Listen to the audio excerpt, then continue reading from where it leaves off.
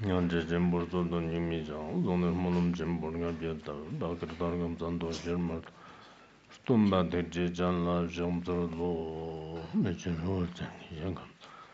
Jawar teki shenlo yelarman, jime banzo zalak turane. Gorgi tokban bhora shenji lo.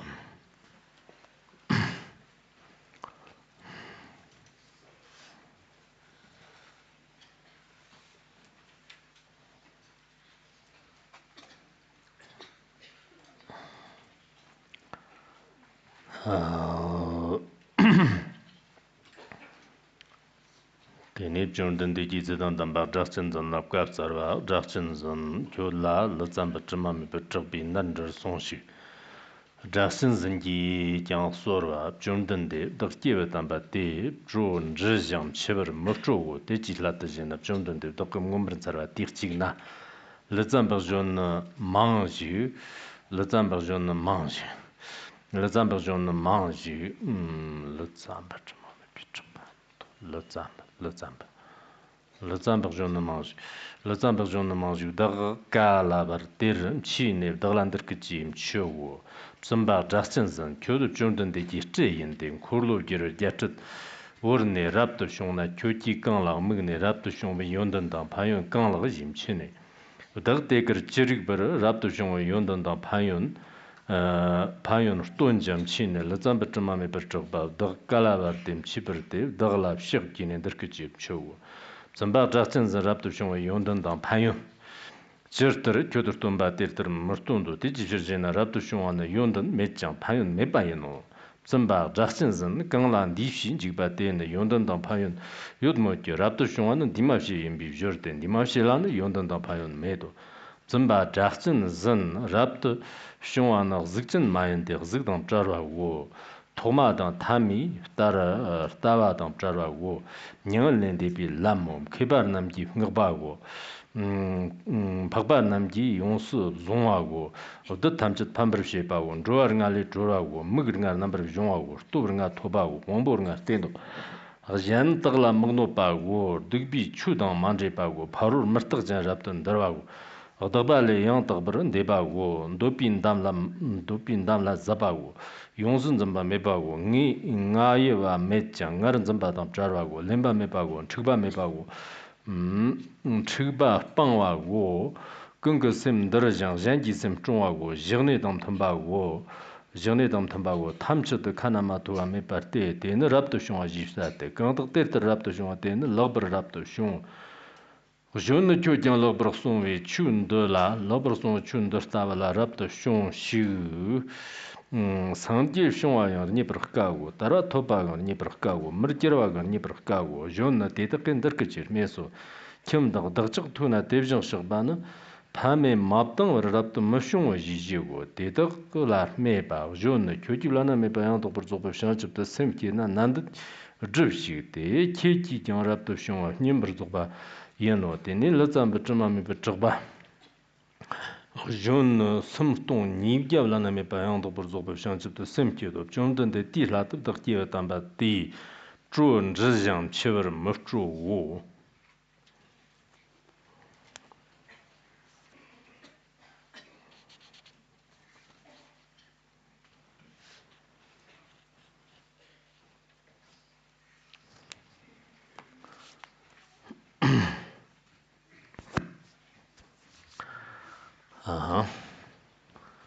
Now Today we continue teaching the renowned Vimalakirti Sutra.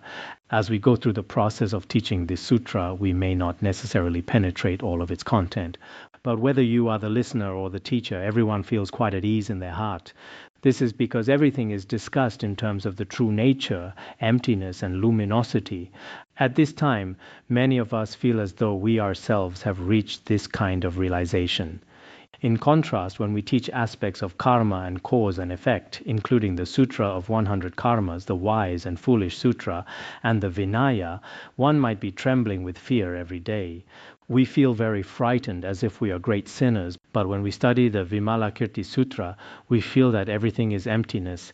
It seems as if our sins have nothing to do with us, and we feel that we still have hope. I see that everyone seems to quite enjoy this. In any case, from the perspective of the true nature, this is indeed exactly how Buddhist teachings are. Therefore, as a Buddhist practitioner, one must understand the subtle principles of cause and effect, and also understand the uncommon Mahayana teachings, such as the teachings of emptiness and luminosity. Otherwise, we are not well-rounded or truly authoritative practitioners or authoritative Buddhists. Currently, many Buddhists may not have studied and reflected much on the sutras and shastras. Although some people may have read many books, they still lack the guidance of a teacher. Without the guidance of a teacher, whether in the sutras or the tantras, if we rely solely on our own conceptual speculation, we may not necessarily understand their true meaning. So studying together is very important. Regarding our study of the Vimalakirti Sutra this time, many people may have studied it before, perhaps by listening to a few sessions from various teachers. But as we study it systematically and thoroughly like this, any doubts we had during our previous practice can finally find a place to land. We can also realize that there is space for reflection from this angle. So I say to everyone time and again that as a Buddhist, long-term study is very important. In fact, this is not only for Buddhists. Even for non-Buddhists or anyone else in the world, the value of life is mainly found in learning and knowledge. This is probably very important. Although each of us has different habits and karma, some people have loved learning since childhood. Some loved learning when they were young but no longer love it in their old age. Others have never loved learning since they were children. They are more skilled at other things such as fighting or doing manual labor. But generally speaking, change is always possible. Even if you are someone who really does not like to learn, if you transform your mind through study and reflection, perhaps your life will start to feel meaningful. Once we have learned and practiced, many confusions in life are easily resolved. Furthermore, you may have originally been an unhappy person with a very troubled mood. But after learning, your mind truly becomes very calm. You will become well organized in everything you do. Studying the Dharma is meaningful for everyone, whether you are young, old, or middle-aged. People of any age should find it meaningful. Today, let us continue our teaching. Previously in this chapter, we have already covered 8 disciples. Today, we will look at the 9th one. We have already taught those 8 disciples. None of them were willing to visit Vimalakirti. Vimalakirti is a layman. However, many monastics cannot compare with him in terms of realization, eloquence, or their depth of knowledge. Through our study of this sutra, many monastics should realize they should not be arrogant. Some might feel that because they are monastics, they can look down on lay people. They think they are truly outstanding just because they are monastics. Actually, that is not the case. If a lay person truly has wisdom and compassion, their merit can far surpass that of those who are only monastics in appearance. Our monastics in particular should know this. But lay people should also not think that monastics are exactly as they are described in this sutra. I am Vimalakirti the layman. This kind of self-importance is very tedious. Actually, it is quite foolish. One should not think in such a narrow way, because even if some monastics have not reached a very high level of realization, they have still seen through the vanity of this life. Maintaining the conduct of a shramana is truly not an easy task. We often see this happening. For instance, in the Han region nowadays, there are many lay people who consider themselves to be acharyas. Many of them are self-proclaimed teachers. I often encounter these lay acharyas. They walk with an attendant on either side. They have people nearby taking photos and handling their publicity. They are surrounded by many supportive followers.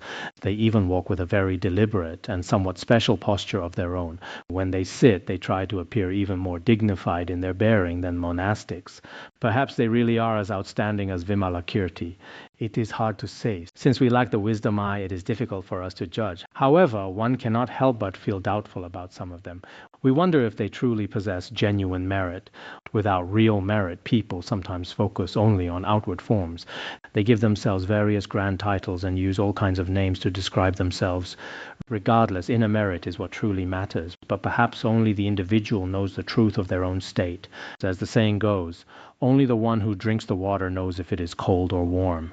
Now let us continue with the text. Today we discuss the 9th Sravaka disciple. The Buddha said to Rahula, "You go inquire about Vimalakirti's illness." In our session today, we will focus on what Vimalakirti said to Rahula. Everyone knows who Rahula is. When we previously studied the homage and offering to the 16 Arhats, we learned that Rahula resides in a certain world, propagating the Dharma alongside many other Arhats.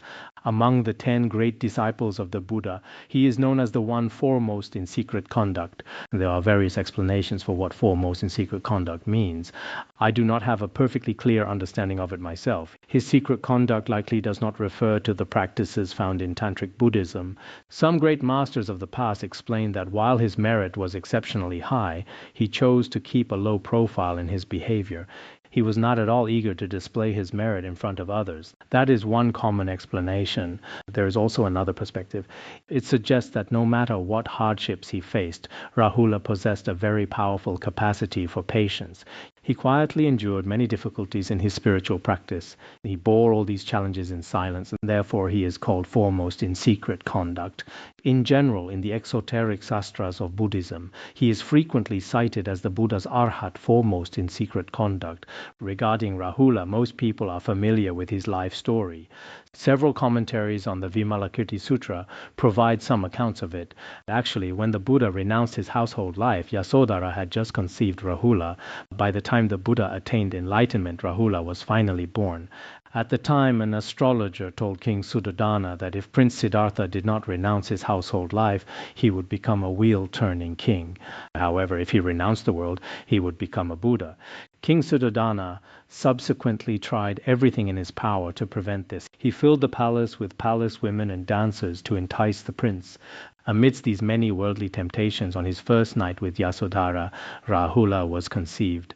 By the following day, the Buddha decided to leave. Many celestial beings felt quite concerned about the situation, so they manifested various signs of the suffering inherent in worldly life before Prince Siddhartha. They even caused the manifested dancing girls to appear as if they had died on the spot, with their bodies rotting. As a result, the prince developed a deep wearying of samsara. Then, following the familiar story of the Buddha's renunciation, the palace could no longer restrain him. He departed the palace and began his life as a renunciant. At the time of his departure, since Yasodhara had just become pregnant, it created a kind of obstruction in his life. This was a form of veiling or shadow. In fact, the name Rahula literally means veiling. So this was present in his mind when he left home. At that point, the Buddha had to deal with a fairly complex set of family relationships. The Buddha then went to the Naranjana River for 6 years of asceticism. Later, when he attained enlightenment at Bodh Gaya in India, Rahula still had not been born during those 6 years of practice. Yasodhara had been pregnant for a full 6 years.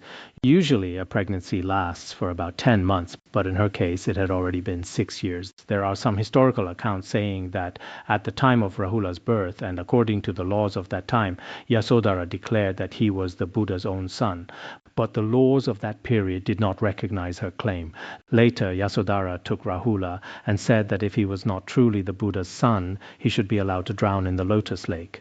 She threw him into the lake, but he did not sink. There is also an account of this miracle. In other accounts, it is said that while the Buddha was undergoing 6 years of ascetic practice, Yasodhara lived in the cool northern quarters of the palace. It was a very cold and austere place. She was also living a life of asceticism herself.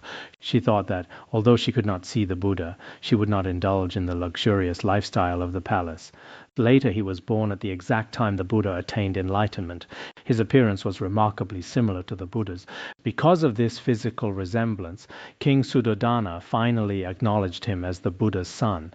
After the Buddha attained enlightenment and began turning the Dharma wheel, he received Rahula, who then took novice vows. Regarding the timing of his novice ordination, the Forest of Pearls from the Garden of the Dharma states it was at the age of 9. However, there are other sutras, including the Pali Tripitaka, which say he was 7. The Sarvastivada Vinaya notes he was 6 years old. The Dharmaguptaka Vinaya also seems to record the age of 7. He ordained when he was only 7 years old. At that time, he was already considered a very representative figure among the novices. The name of Rahula is Dragye Tsun in the Tibetan language. Dragye Tsun literally means a lunar eclipse, because there was a lunar eclipse on the very night he was born, so he was named after that event. That is one explanation for his name. In some other accounts, it is said that since the Buddha underwent 6 years of ascetic practice, Rahula also remained in the womb for 6 years. Thus, his birth was tied to the karma of his previous lives. There was also a sense of veiling. Therefore, he is also known by names like Veiling, some accounts even translate it as Dragon's Head. There are indeed various ways to interpret his name. As for Rahula, some say it means Dragon's Head. This is another version of the account. Regardless of these different stories, throughout Buddhist history, he is the recognized son of the Buddha born before his renunciation. There are different types of sons of the Buddha. There are sons of his body, speech, and mind. Some people might wonder how the Buddha, who renounced the world, could have a son before his renunciation. Actually, the underlying principle here, according to the explanations in certain sutras and sastras, is why the Buddha manifested such a worldly life. If the Buddha had only chosen to renounce the world without ever experiencing life in the palace, many people in the world would have slandered him. They might have said that even though he left home, such a monastic might simply lack the ability to succeed in the ordinary world. Therefore, people would have had many doubts and criticisms. For this very reason, the Buddha manifested the 12 great deeds before all beings. Enjoying the worldly life within a royal palace was a very necessary part of that manifestation. In this context, Rahula, who appears in our text today, is also a very significant and special figure. He is a Sramana who took his ordination at a very young age. He is an Arhat who shared a very special relationship with the Buddha. As mentioned just now, the Buddha told Rahula to go and greet Vimalakirti, the layman. Rahula addressed the Buddha, "World-honored one, I dare not accept your instruction to go inquire about his illness. I simply do not dare to go. I cannot undertake the task of visiting Vimalakirti, the layman, to inquire about his health. I truly cannot manage this responsibility. If the 8 disciples before me could not manage it, how could I possibly accomplish such a task? What is the reason?" He then recalled an incident from the past. And what was that past incident? He remembered once in the past, the elder sons of Vaisali, as we mentioned before, is the primary city featured in this account. In the Tibetan text, the name of the city here differs slightly from the Chinese name. However, the difference is not very significant. At that time when Rahula was in a certain place, these sons of the elders of Vaisali came to him. These privileged youth, or sons of high officials, those rather arrogant young men, arrived. When they arrived to see him, it seems they still possessed a degree of faith. Some of these worldly sons of elders can indeed be quite intimidating when we encounter them. So after they arrived, they came to where I was. They bowed their heads to me in reverence and then asked me, "O Rahula, you are the son of the Buddha who forsook the position of a universal ruler." Among the universal rulers, there are the gold, silver, copper, and iron universal rulers. There are 4 types of such universal rulers. Their different merits and their respective roles were mentioned when we taught the ornament of the Mahayana Sutras. There are these 4 kinds of universal rulers. If the Buddha had not renounced his household life, he would have attained the position of a gold universal ruler. If Rahula had not renounced his household life, his merit would also have been very great. He would have attained the position of an iron universal ruler. But he relinquished all the worldly glory and wealth of that position and left home for the path of enlightenment. They said to him, "You are the son of the Buddha, and yet you did not choose to experience a life in the royal palace. You directly left home for the path. What benefits are there to leaving home? What merits and benefits are there?" At that time, we also encounter this often. Whether we are traveling, meeting people on the road, having tea, or eating, many people come over and look at us. "Oh, you are a monastic. What benefit is there in leaving home? Is it not a bitter life? Can you really bear it? Is leaving home not a rather pitiful existence?" They ask so many questions. In the future, if people ask these questions of monastics, one can answer them in this way. At that time, those young men asked about the merits and benefits of leaving home. They raised this specific question before him. They asked about the benefits and the merits. At this point, Rahula properly explained the merits and benefits of renunciation. He followed the Sravaka tradition and the principles of the common vehicle to properly and accurately explain the merits of leaving home. He explained that leaving home brings such and such merits. If one remains a monastic for a long time, then the merits are truly inconceivable. In some sutras, it is said that the life of a monastic is like residing in a cool and peaceful house. However, for a layperson, it is like being in a burning iron room. In several of the Buddha's sutras, many different merits are discussed. Not to mention long-term practice, but even we have previously cited some Mahayana teachings, including evidence from the Samadhiraja Sutra. In this degenerate age, the merit of upholding precepts for just one day far surpasses offering the 7 worldly treasures to all Buddhas. The merit of leaving home for even one day is very great.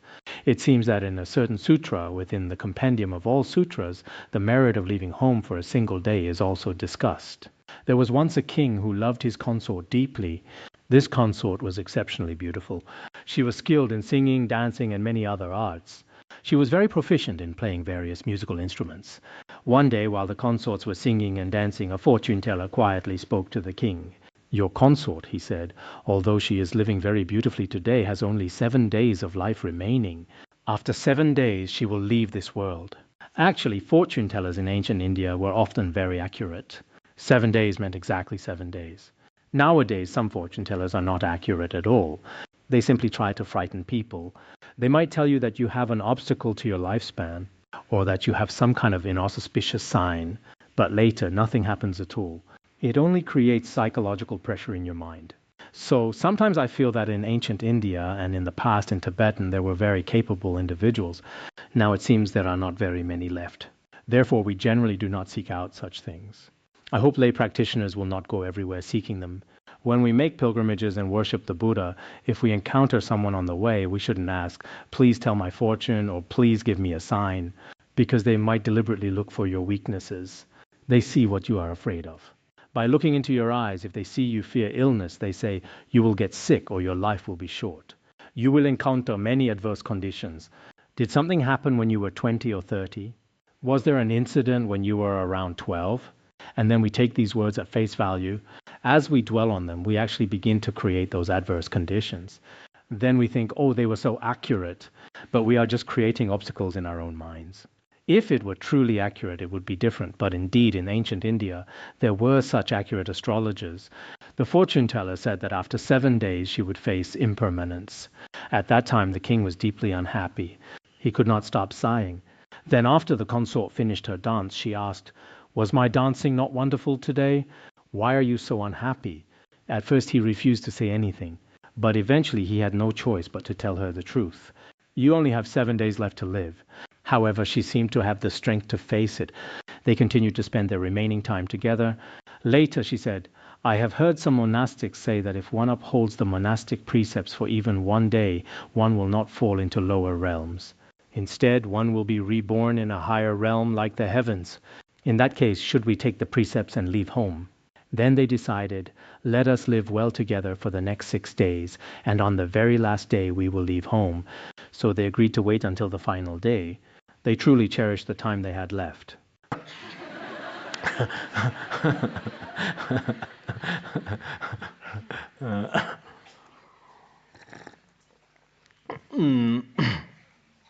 Finally, she bathed herself to prepare.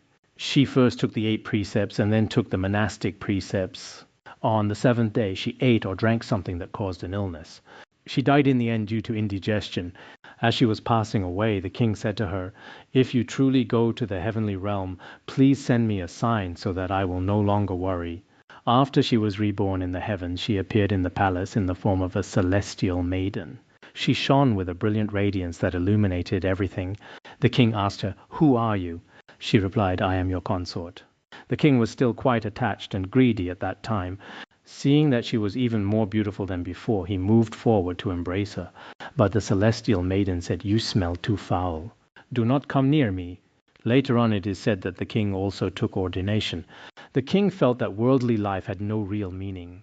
Perhaps he also wished to become a celestial being, so he left home. So the message here is that while there are various versions of this story, it represents a piece of genuine history. The concept of past and future lives is very rare and profound. The laws of cause and effect are also inconceivable. Until we have sufficient reasons to doubt, it is best to have full confidence in these unknown truths. Doing so is very beneficial for one's own practice. So at that time, Rahula taught the many merits of leaving home. Actually, the merits of leaving home are discussed extensively. As mentioned in Bodhisattva Nagarjuna's The Great Treatise on the Perfection of Wisdom, that text also explains the differences between the merits of monastic and lay life. A peacock has a magnificent body but cannot fly as far as a wild goose. Even though a peacock has a beautiful and adorned form, it cannot be like the wild goose and fly to very distant places. The laity may have wealth and power, but cannot surpass the merit of monastics. Lay people do not possess the specific merit of leaving home. So generally speaking, when comparing the two, there are indeed many unique merits to leaving home. Some people see that a monastic's life looks relaxed and say, "Oh, I really want to leave home too." Others think about leaving home the moment they have a quarrel with their family members. Actually, this is not a genuine mind of renunciation. One should not leave home out of a sense of sorrow or distress. That is not a good motivation. The Buddha also did not permit this. In the history of Buddhist precepts, some left home because of bad family relationships or to escape legal punishment from the king. They would temporarily join a monastery and take ordination. Later, once their distress had faded, they would return to their previous state of life. They would leave the monastery and return to lay life.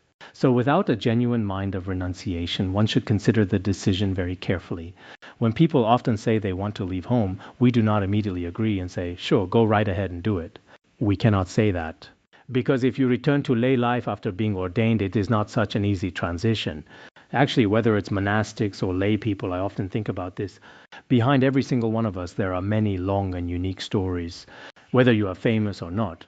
For instance, when I look at the monastics around us, I feel that their lives are not easy at all, whether they were ordained as children or left home halfway through their lives. Leaving home requires letting go of many things. This includes the clothes they use to like wearing and the hairstyle they used to prefer. They must also let go of their relatives and friends.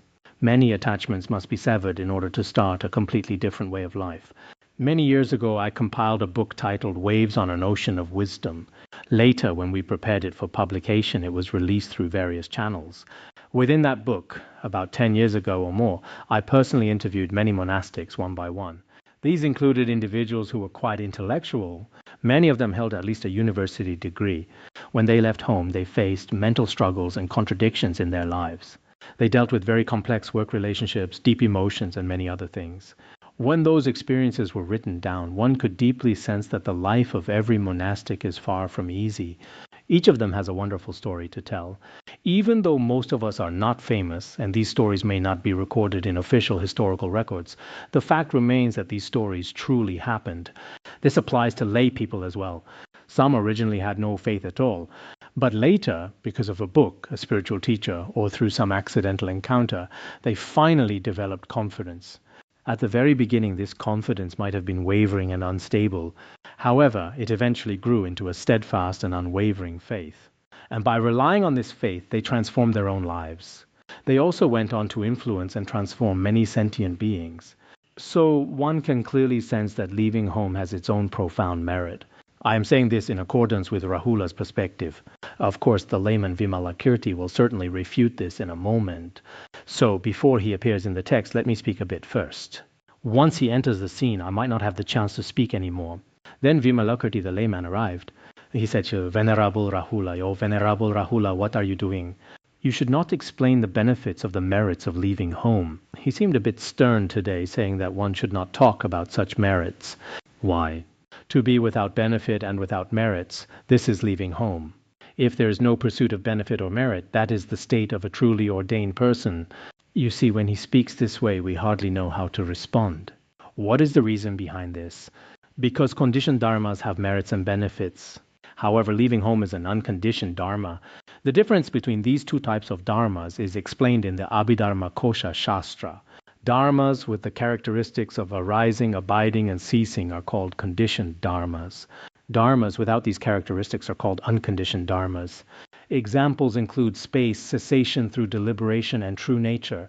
Some systems list 3 unconditioned dharmas, while others list 8, and so on. The upper and lower Abhidharma have different perspectives on this. Everyone knows this. Since some of you are currently studying the Abhidharma Kosha Shastra, I do not dare to say too much about it. I studied it a long time ago. So I must be careful not to overstate things, especially in front of those with strong expertise. A non-specialist should not try to show off. Otherwise, you could be refuted in an instant. During lectures, we often remind speakers, this is a technical term, you had better not use it. Otherwise, when people ask questions later, if they use technical language, how will you answer? Regarding some of the technicalities of the Abhidharma Kosha Shastra, I am not an expert. But the concepts of conditioned and unconditioned should be fine. So I will continue to speak. So conditioned dharmas are like this. They possess both merits and benefits. But leaving home is an unconditioned dharma. Here, this perspective might differ from our usual debates. In a typical debate, we might challenge him. But he says that conditioned dharmas have merits. Indeed, these conventional phenomena do have merits. Yet, on the ultimate level, for unconditioned dharmas, merit is not even applicable. There is nothing to grasp. So, leaving home is considered an unconditioned dharma, and within unconditioned dharmas, there is no merit or benefit. At this point, he switches between the concepts of ultimate truth and conventional truth. Some of us apply this logic as well. We think in this manner because, on the ultimate level, all phenomena do not exist. Conventional merits no longer exist. Since it is emptiness and ultimate truth, this is actually one valid approach. When Patriarch Bodhidharma first came to China, as recorded in the Compendium of the Five Lamps, Emperor Wu of Liang said to him, "Is my merit great or not?" Patriarch Bodhidharma replied, "There is no merit." Why did he say there is no merit? Because such actions are conditioned dharmas with outflows. Dharmas with outflows are not ultimately reliable.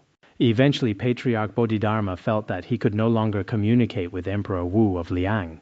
So he went to Shaolin Monastery and spent 9 years meditating while facing a wall. I recall back in 1998 there was a portrayal of Patriarch Bodhidharma. Do you remember who played him? Was it that monk? Has he passed away now? I wonder who played that role at the time. It was a master from Zhejiang, was it not? It seems those renowned actors of ours are now hard to find. While worldly actors are seen regularly, our monastic actors only appeared that one time. Yes, that is true. It was the one with the very long beard. Perhaps Patriarch Bodhidharma truly did return to India. At that time, the Patriarch also stated there was no merit. This was because the Mahayana Dharma had just reached the Han region and had not yet flourished. Regarding the teachings on emptiness, Patriarch Bodhidharma spoke from the ultimate level, saying there is no merit. Actually, he was not suggesting that copying sutras or building monasteries has no merit at all. That was not his meaning. But perhaps our greatest confusion today is that on the ultimate level, all dharmas are empty, while on the conventional level, they are not empty. So, regarding this issue, I hope that lay practitioners will not confuse the two in the future. Mipham Rinpoche mentioned in a Madhyamaka debate text certain principles of the middle way. On the surface, they appear to be refutations from the ultimate level, but in reality, they also apply to the conventional level. Conversely, some reasonings might seem to refute things on the conventional level, but in truth, they are refutations on the ultimate level. This principle is actually quite technical, so we will not discuss it further here. Now, returning to what we were discussing, what is true leaving home? Vimalakirti, the layman, said, "Rahula, to leave home is to be without that and this." He then elaborates further. Previously, there was an analysis of leaving home in terms of conditioned and unconditioned dharmas. Following that is a broader view of leaving home. What exactly is it according to the true nature from the Mahayana perspective? Based on the views of Master Kuiji and Kumarajiva, this passage primarily addresses the Mahayana view, the most ultimate and true nature perspective on leaving home. When we speak of so-called leaving home, we might think one must shave their head and wear monastic robes to truly leave home. But the kind of leaving home we are discussing today is not necessarily what is commonly meant by the term. There is a slight difference between these two aspects. So today the text says, Rahula, to leave home is to be without that and this. That refers to samsara, and this refers to nirvana. True leaving home involves neither samsara nor nirvana. If there is neither samsara nor nirvana, there is also no intermediate state. Originally, we view leaving home as departing from samsara to head toward nirvana. But here, both samsara and nirvana have been transcended. This means that abiding in the true nature is genuine leaving home. Furthermore, regarding leaving home, it is to transcend the 62 views and be located in nirvana. So what is the essence of genuine leaving home? In reality, it is moving away from all 62 types of views. These 62 views mainly consist of eternalism and nihilism. Of course, in some versions, it simply says all views without specifying 62 kinds. This includes the Tang translation and several others. The Tibetan version also speaks of departing from all various views, principally those of permanence and nihilism. And it also mentions departing from form and from non-form. Yes, the text here says, departing from form and from non-form. Form refers to all external characteristics and appearances. Non-form refers to discriminating thoughts. There are various explanations regarding this. According to the Chinese meaning, it means moving away from all types of views and being established in nirvana. The term nirvana used here does not refer to the passing away of the Buddha or a Sravaka. Although the word nirvana is used, it refers to the true nature of reality. It means reaching the ultimate true nature. When we studied the ornament of clear realization, we saw that nirvana has many different names. It is the true nature of all phenomena and the nirvana manifested by the Buddhas. Nirvana holds many layers of meaning. In this context, it signifies reaching the true nature. So what is the nature of leaving home? True leaving home is accepted by the wise and practiced by the sagely. All wise ones, since ancient times and beginning with the Buddha, have practiced the precepts of leaving home. This includes the 1,000 Buddhas of the fortunate aeon. They all ultimately attained Buddhahood in the form of monastics. All wise ones uphold this path. Of course, the leaving home upheld by the wise ones here is the kind that has transcended all external forms. All the noble ones, including all the bodhisattvas of the 10 directions, in various sutras, in fact, in all the sutras and the records of the noble ones, praise the various merits of leaving home. However, in our everyday lives, the situation seems to differ from place to place. This is something we have discussed before. For example, in some Theravada countries, what are their specific customs? It is sometimes established in national law that a person must spend some time leaving home. Alternatively, leaving home is seen as a way to bring great honor to one's parents. That is how it works there. This is also true in the Tibetan region. If a person leaves home, the parents feel extremely honored and fortunate. Conversely, if a monastic returns to lay life, the parents are often very saddened by the decision. Such situations do exist. Of course, these attitudes may vary according to history and tradition. Nowadays, including in the Han region, some parents are very supportive when their children choose to leave home. Still, we cannot say everyone feels the same way. We often encounter lay practitioners who say, once my baby grows up, they will definitely choose to leave home. They might say, look, since they will leave home, I am already starting to make some novice monastic robes for them. Even before the child is 1 or 2 years old, the novice monastic robes are already prepared. I usually tell them there is no need to rush. Otherwise, they might grow up and find they do not necessarily want to leave home. If parents force them into a monastery against their will, one cannot be sure how that would turn out. But sometimes we see that in countries like South Korea, Japan, as well as Myanmar and Laos, there are so many novice monks in those places. When looking at their photos, one feels a certain sense of peace. Although they may not have pursued deep studies yet, their hearts seem very pure. You can really get that feeling from them. If someone experiences this monastic life from a young age, even if they do not remain monastics as adults and return to a lay life instead, the positive habitual tendencies from their childhood might stay with them throughout their entire life. Furthermore, the seeds that have been planted serve as a very good starting point for their future lives. So, while leaving home is especially praised in some places, in other areas, people might feel quite uncomfortable when they see a monastic. For instance, when we go to some public places and encounter certain staff members, some people maintain a very gentle and kind expression, while others show a great deal of dissatisfaction in their attitude toward monastics. Of course, this is understandable, as the identity of a monastic is quite special. In the Tibetan region, where monastics are more common, everyone generally feels that monastics are a very positive symbol. At least there is that perception. Certainly, among monastics there are also many who do not act in accordance with the Dharma. But if one individual acts improperly, they cannot be said to represent all monastics. If we see a piece of news online or hear a scandal involving a specific person and say, I have lost all confidence in monastics from now on, I believe that is a very foolish thing to say. Even in the worldly realm, if we hear about one corrupt official and lose confidence in all officials, that logic simply does not hold up. This is because human beings are actually very complex forms of life. Every life has a different identity. As for any individual, they may have had the merits of leaving home when they were ordained, even if they eventually returned to lay life or broke the precepts. In those moments, they have their own faults, but they might also be quietly and continuously practicing confession. So, when we assess a person, we should look at them from multiple perspectives.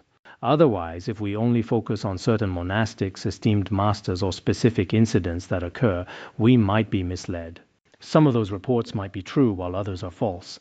Regardless, these things cannot represent everything, and they might not even truly represent that individual's image. Maintaining this kind of balanced perspective is quite beneficial. Now let us continue with the text. Leaving home subjugates the host of maras and allows one to transcend the 5 destinations. It subdues the various maras of discrimination, attachment, and delusive thoughts. By leaving home, many adverse conditions are naturally reduced. Then it involves transcending the 5 destinations. If asuras and the heavenly realm are counted as one destination, it means transcending all 5. It is also about purifying the 5 eyes and attaining the 5 powers. And finally, it involves establishing the 5 faculties. It is to be without vexation over that and to transcend the host of heterogeneous evils. Regarding the phrase to be without vexation over that, it means not harming any sentient beings. The essence of leaving home is such that, in fact, for a monastic, at the very least, they should not cause harm to others. This is a very virtuous quality. For monastics in particular, both the mind and conduct must remain pure. As I've mentioned before, one must absolutely avoid having a dark or malicious heart. If someone has very bad thoughts and is always plotting to harm others, it would actually be better if they did not leave home at all. Otherwise, while wearing the sacred robes of the Buddha, if you simply give rise to an affliction, we can understand that. After all, you are still an ordinary being. But if you constantly harbor a mind of malice, or if some monastics truly intend to hurt others, that is a truly frightening situation. So the text says to be without vexation over that. It also means departing from all kinds of evil thoughts and malicious intentions. Next, it says to demolish the heterodox paths. It means one overcomes all heterodox views. Of course, this act of demolishing does not mean using physical force to suppress others. As Kumarajiva once said, when the sun rises, the darkness is naturally dispelled. 400 stanzas on the middle way also states, although the Buddhas have no intention of destroying other teachings, when stating their truth, others' teachings are naturally overthrown. Although the Buddha has no intention to harm others, when he speaks the ultimate truth, the flawed teachings of others are naturally refuted, and the others' teachings are destroyed by themselves like wildfire burning fuel. As for those other teachings, they naturally collapse through the revelation of this truth. It is just like when a wildfire burns, the fuel is naturally consumed and exhausted. This does not happen because the wildfire has any malicious intent to deliberately destroy anything. It is just the nature of things. Entering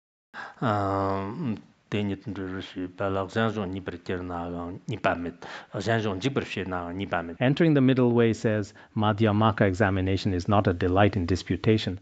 To reveal the truth for the sake of liberation, when the meaning of the truth is explained, others' tenets are broken, yet there is no fault.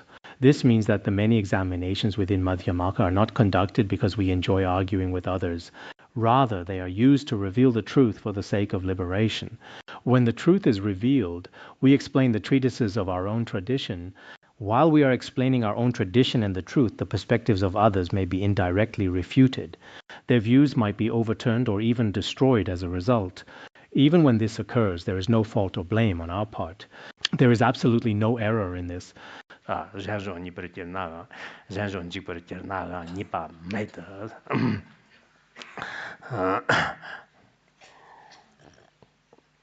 So when you see the word demolish, please do not misunderstand it.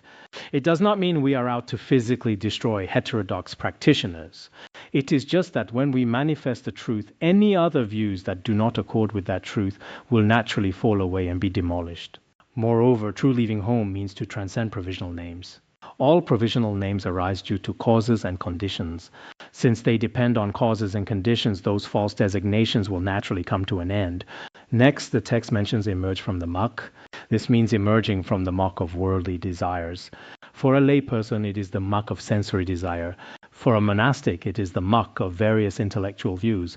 True leaving home is to emerge from this muck. It is like a lotus flower that remains unstained by the mud. The concept of leaving home discussed here actually transcends a certain ordinary level.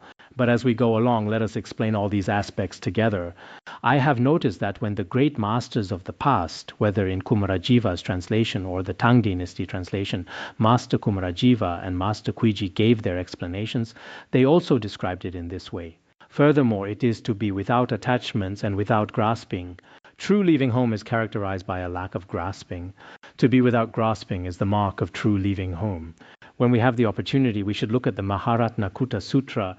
In volume 104 of that sutra, it discusses many aspects of the genuine monastic. If you do not cut off your beard and hair, then you are truly renounced. It says that even if you do not shave your head or beard, that can still be genuine leaving home. The text goes on to explain many principles behind this. Genuine leaving home does not necessarily require you to shave your head and wear robes. If your personal conduct in every aspect is pure and dignified, is that not also leaving home? From the Shravaka perspective, one could say it counts as leaving home. But regarding Mahayana leaving home, there is still a significant difference. The genuine leaving home mentioned here has its own distinction. So it is to be without attachments. Non-attachment is the hallmark of true leaving home. Then it is to be without any sense of personal possession. It means there is no self and no belongings of a self. And it is to be without experience. In this context, experience refers to grasping. So it also means to be without grasping. Grasping includes various forms such as craving grasping, precept grasping, and view grasping. There are many different types of grasping. This is the meaning behind the term experience or grasping. Then the text mentions that it is to be without turmoil. The word turmoil also carries the meaning of agitation or distraction. It refers to the agitation of forms and the agitation of discrimination. Indeed, there are many kinds of agitation. There is both inward agitation and outward agitation. True leaving home means being free of all these agitations. Also, true leaving home is to harbor joy within and defend the intentions of others. To harbor joy within means one maintains a sense of joy deep inside the mind. What kind of joy are we talking about? It is the joy of liberation and the joy found in seeking the truth. And it also involves protecting the minds of other beings. Now, on this point, both the Tang translation and the Tibetan version of the Vimalakirti Sutra say to skillfully tame one's own mind and skillfully protect others' minds. This phrasing is slightly different. The essential meaning is to be skillful at taming one's own mind, and then one must also be skillful at guarding and protecting the intentions of others. We often say that one should not abandon one's own path and should not disturb others' minds. Your own mind should always remain joyful and happy. Do not become unhappy immediately over trivial matters. After studying this Dharma, each of us should do our best to maintain this. When you encounter various unpleasant situations in life, can you at least try to remain composed for a moment? I have read in some biographies that when some practitioners encounter things that are, well, not just simple everyday issues, but even very serious matters, they remain very composed. But sometimes for us, discriminating thoughts, hatred, or even anger can arise, or perhaps jealousy might arise. In any case, when these many afflictions arise, we tend to remain in a state of suffering. I see many people out there. On the surface, it seems like many people are especially successful, but truly happy and joyful people are actually very rare. Practitioners should be a bit better in this regard. For those who have practiced for a long time, they do not particularly mind the various things that happen in their daily lives. So you should tame your own mind through your practice. This is exactly what the Tang translation and the Tibetan version said, which is to skillfully tame one's own mind. We must be good at taming our own minds and to skillfully protect others' minds. We should be skillful at guarding and protecting the minds of others. Actually, this is very important. One should constantly purify one's own mind. In the Tibetan tradition, purifying one's own mind also means to tame the mind. This is the truly authentic teaching of the Buddha. So, since we have taken the time to listen to this teaching, whatever might happen in our lives in the future, please do not be especially agitated or anxious. Do not let yourself become unhappy right away. Otherwise, you might be happy in the morning but unhappy in the afternoon. Happy at noon, then unhappy just a moment later. That is just like the weather in the Tibetan region. In Tibetan region, one moment the sky is clear and beautiful without a single cloud, and the next moment it is covered in dense dark clouds. Then come the thunder, lightning, and hail. All the birds start flying around everywhere in fear. In my own courtyard, there are many little sparrows. They are particularly good at observing the weather. When the weather is fairly good, they all come out. They all sing together in harmony. But when the weather turns slightly bad, especially there is this one sparrow, perhaps it is the king of the sparrows, who frequently looks up at the sky. When it lets out a loud call, all the other sparrows gather together. Once they have gathered, they start to hide. They do this because the hail is about to fall.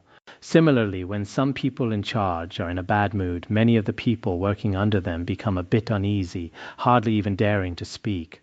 They think, he is unhappy today, let us see what is happening. Even while eating, no one makes a sound. Everyone has to be very careful, even during a meal.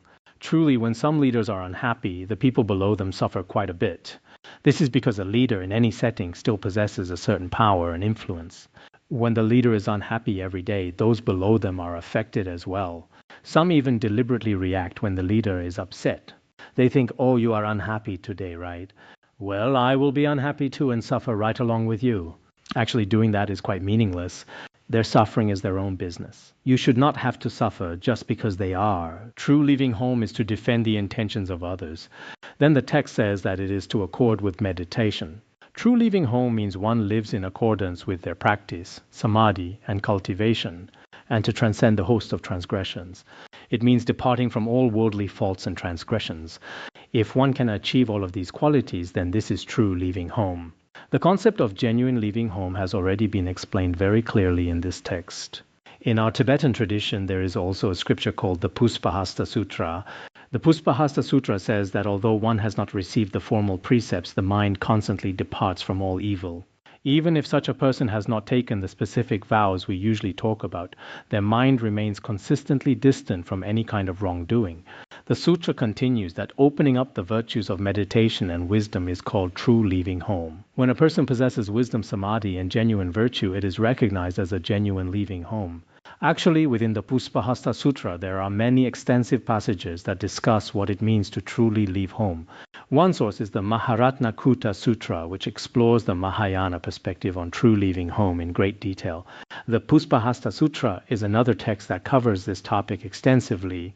What we call leaving home in this context means that one's own mind is not tainted or stained by afflictions. If you can constantly abide in a state of wisdom and samadhi, that can also be called a genuine leaving home. Some people often say, as long as my mind is pure, that is enough for me. Whether I formally renounce the household or not does not really matter. Why should I cling to these external forms?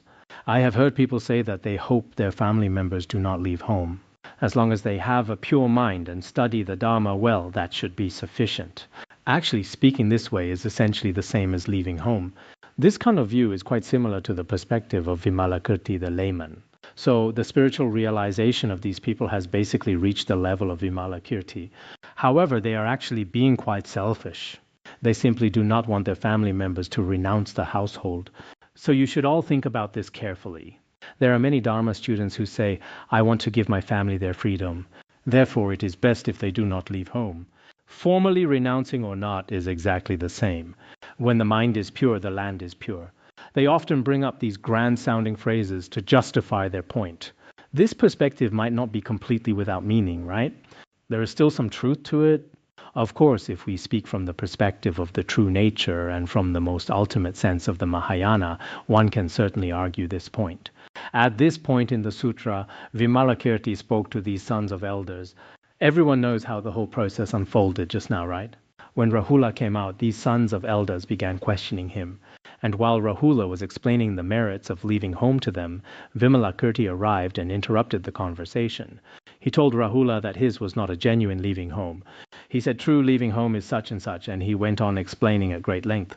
After saying all of this, Vimalakirti then addressed those sons of elders directly. Rahula was left standing there, feeling quite embarrassed. He was just standing there in a daze. At this moment, Vimalakirti essentially won over all of Rahula's potential disciples. He told them they should leave home within the correct Dharma together.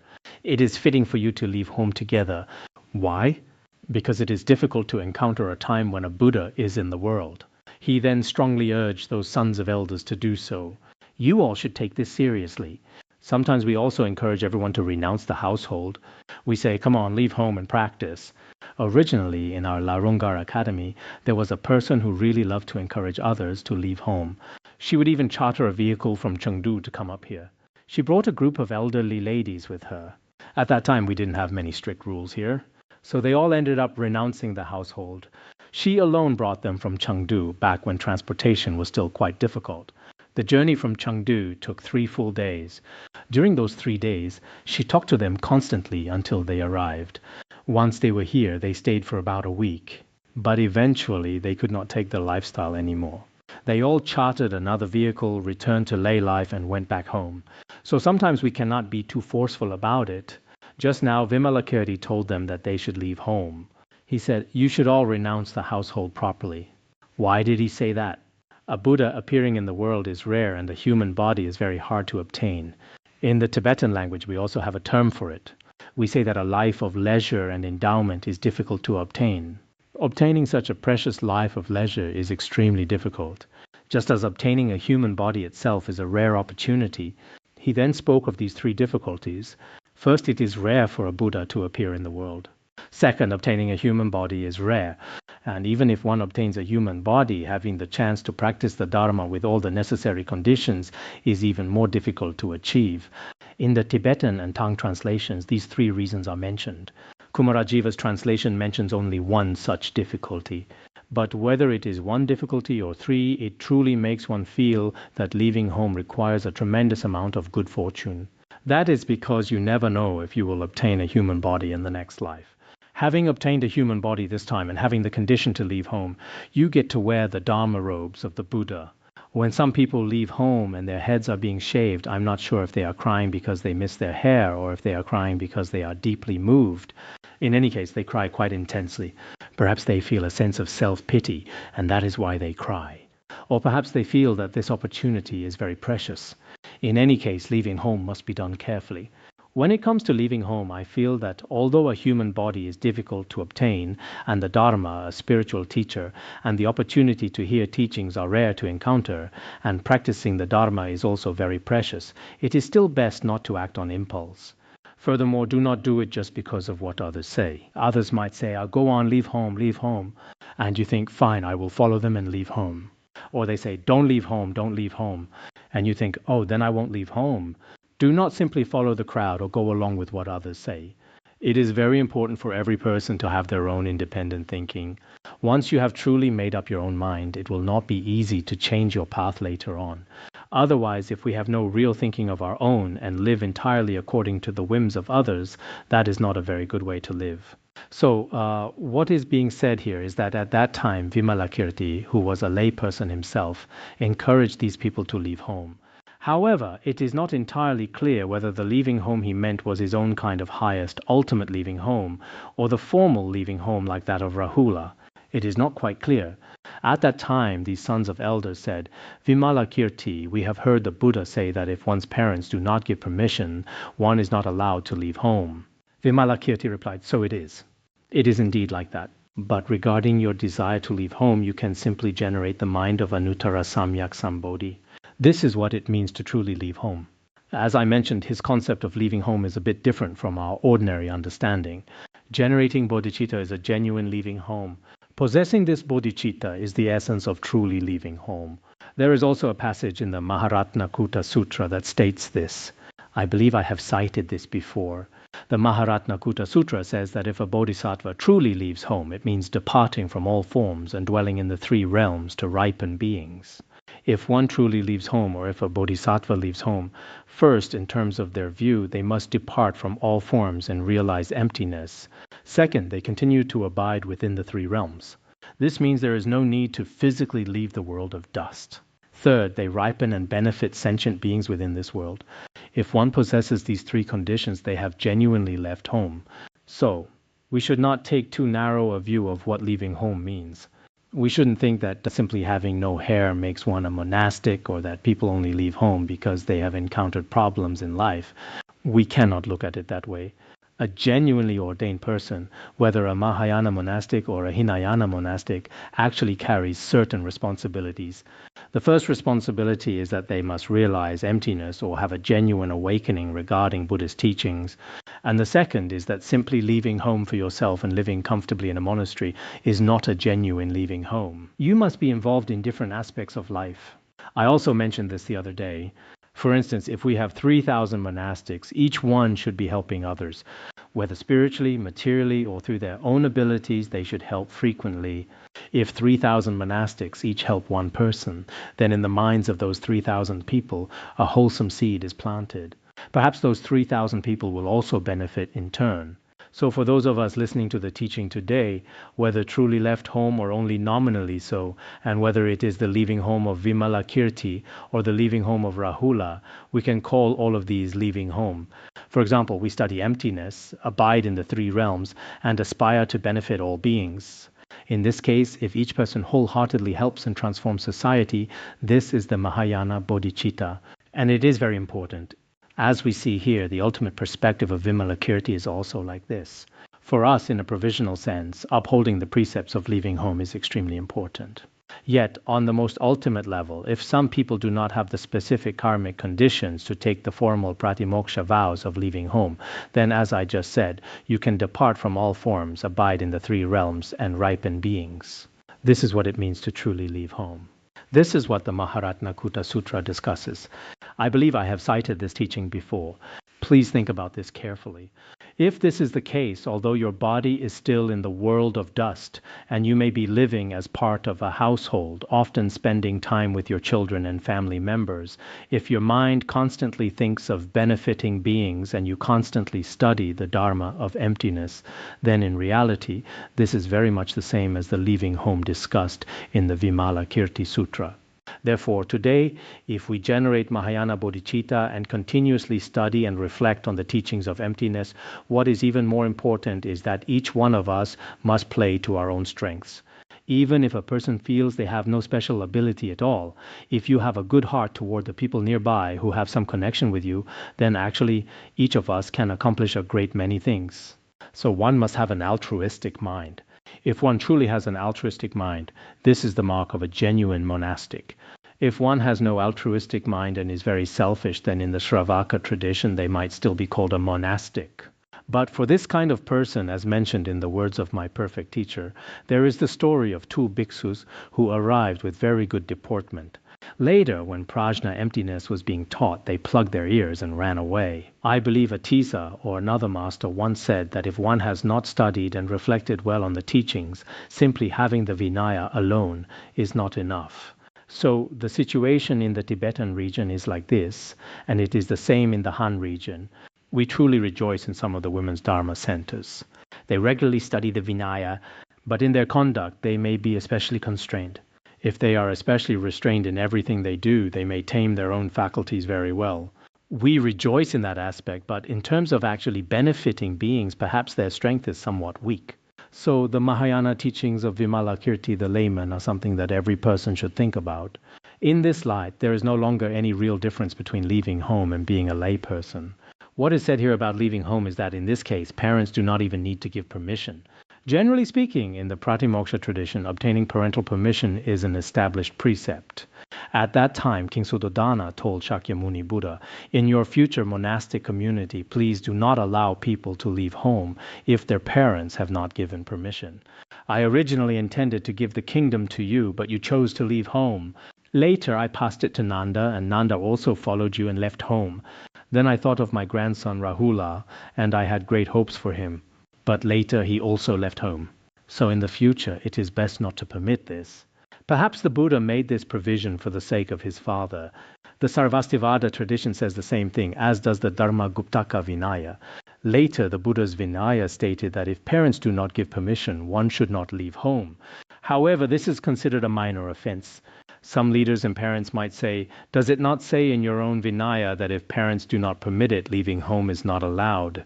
I do not permit it. So how is it that my son has already left home? My daughter has already left home. Actually, although this precept exists and it mentions no permission, if the person does indeed leave home, the Acharya only commits a very minor offense. The ordainee still receives the essence of the precepts, so there is no problem. Some people always insist, "I did not agree, yet you permitted their ordination." You have violated the Buddha's teachings. But this violation is only because the Buddha made a minor provision, perhaps for his father's sake. It says it is best not to do this, but if someone truly does leave home, they still receive the precepts. After all, when the Buddha himself left home, his father had not given permission either, so there was no other way. In general, the team of Acharyas might commit some minor offenses, but these minor offenses are purified on the 15th and 30th of the month during the Posada ceremony when the precepts are recited. Everything will be made pure during that time. Nowadays, some people often come to us saying that we are not acting in accordance with the Dharma. They say the Buddha stated that if parents do not agree, leaving home is not permitted. But we believe that if parents can agree, that is for the best. If they truly cannot agree, there is nothing else that can be done, right? At this time, 32 sons of elders generated the mind of Anuttara Samyak Sambodhi. The Tibetan version mentions 3,200, but that is likely a scribal error. It is not found in other versions. So I do not dare go to Vimalakirti to inquire about his illness. I simply do not dare to go. So today Rahula also declined to go. Among the Sravakas, only Ananda is left now. We will study Ananda's story next time, all right? We will stop here for today.